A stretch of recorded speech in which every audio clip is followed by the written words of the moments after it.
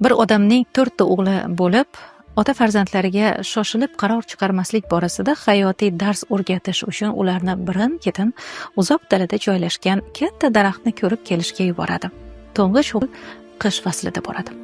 Ikkinchisi bahorda, uchinchi o'g'il yozda, kenjasi esa kuzda borib ana o'sha daraxtga nazar solib kelishadi.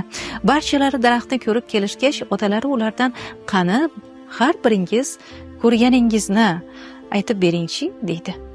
To'ng'ich o'g'il daraxt juda ham xunuk va qurigan ekan ota deydi. Keyingisi esa daraxt yam-yashil, bargli ekan deb javob beradi. Uchinchisi daraxt xushbo'y gullar bilan qoplangan ekan dadajon deydi. Kenja o'g'il esa daraxtni mevalari ko'p ekan deb javob beradi. Bularni eshitgan ota har biringiz to'g'ri gapirdingiz.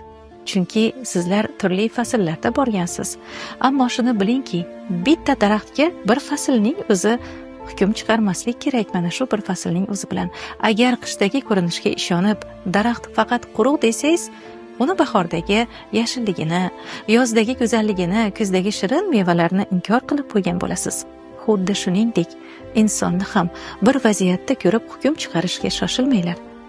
Uni har tomonlama, har vaziyatda o'rganib chiqib, keyin xulosa chiqaring deb nasihat qilgan ekan ota.